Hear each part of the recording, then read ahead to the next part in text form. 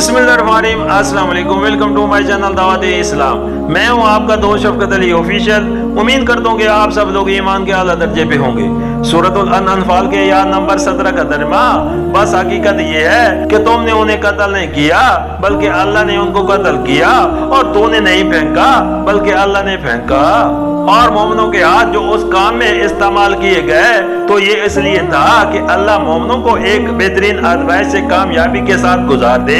यकीनन अल्लाह सुनने और जानने वाला है।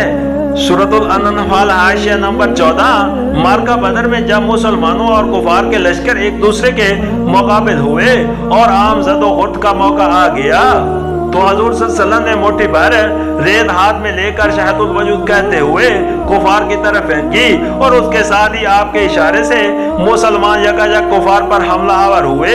ये उसी वाक़े की तरफ इशारा है। सूरतुल अनफाल के या नंबर 18 का तर्जुमा, ये मामला तो तुम्हारे साथ है और काफिरों के साथ मामला ये है कि अल्लाह उनकी चालों को कमजोर करने वाला है। सूरतुल अनफाल के या नंबर 19 का तर्जुमा, उन काफिरों से कह दो अगर तुम फैसला चाहते हो तो लो, फैसला तुम्हारे सामने आ गया, अब बाज आ जाओ, तुम्हारे लिए बेहतर है, वरना फिर पलटकर उसी हिमाकत का तकरार करोगे तो हम भी उसी सजा का तकरार करेंगे, और तुम्हारी जमात ख्वाह कितनी ही ज्यादा हो तुम्हारे कुछ काम ना आ सकेगी। अल्लाह मोमिनों के साथ है। सूरतुल अनफाल आयशा नंबर 15। मक्का से रवाना होते वक्त मुशरिकीन ने काबा के पर्दे पकड़कर दुआ मांगी थी कि खुदाया हम दोनों ग्रोहों में से जो बेहतर है उसको फतह अता कर, और अबू जहल ने तो खास तौर पर यह कहा था कि खुदाया हम में से जो बरसर हक हो उसे फतह दे, जो बरसर जालिम हो उसे रुसवा कर दे। चुनांचे अल्लाह ताला ने उनकी मुंह मांगी दुआएं हर्फ हर्फ पूरी कर दी और फैसला करके बता दिया कि दोनों में से कौन अच्छा और बरसर हक है। सूरतुल अनफाल की या नंबर 20 का तर्जुमा, ऐ ईमान लाने वालों, अल्लाह और उसके रसूल की अताअत करो और हुक्म सुनने के बाद उससे सरताबी ना करो। सूरतुल अनफाल की या नंबर 21 का तर्जुमा, उन लोगों की तरह ना हो जाओ जिन्होंने कहा कि हमने सुना हालांकि वो नहीं सुनते। सूरतुल अनफाल हाशिया नंबर 16। यहाँ सुनने से मुराद वो सुनना है जो मानने और कबूल करने के मानी में होता है। ये इशारा उन मुनाफिकीन की तरफ है जो ईमान का इकरार तो करते थे मगर इकराम की अहदात से मुंह मोड़ जाते थे। सूरतुल अनफाल के या नंबर 22 का तर्जुमा, यकीनन खुदा के नजदीक बदतरीन किस्म के जानवर वो बहरे गूंगे लोग हैं जो अकल से काम नहीं लेते।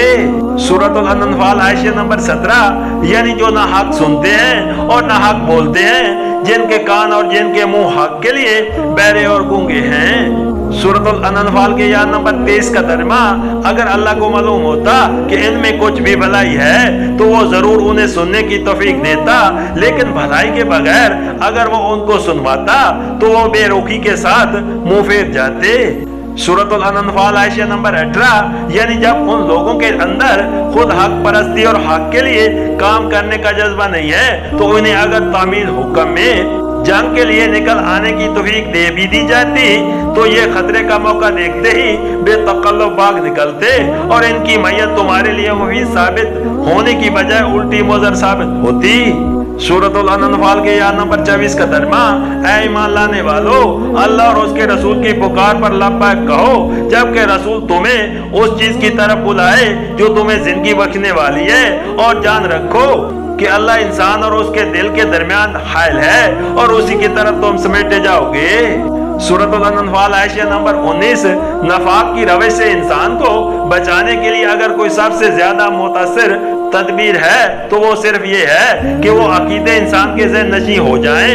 एक ये कि मामला उस खुदा के साथ है जो दिलों के हाल तक जानता है और ऐसा राजदान है कि इंसान अपने दिल में जो नीयतें, जो ख्वाहिशें, जो अकराज़े मकासद और जो ख्यालात छुपा कर रखता है वो भी उस पर आया है। दूसरा ये कि बहरहाल जाना तो खुदा के पास ही है, उससे बचकर कहीं भाग नहीं सकते। ये वो अकीदे जितने ज्यादा पुख्ता होंगे उतना ही इंसान नफाक से दूर रहेगा। इसलिए मुनाफिकत के खिलाफ वैज़ व नसीहत के सिलसिले में कुरान इन दोनों अकीदों का जिक्र बार बार करता है।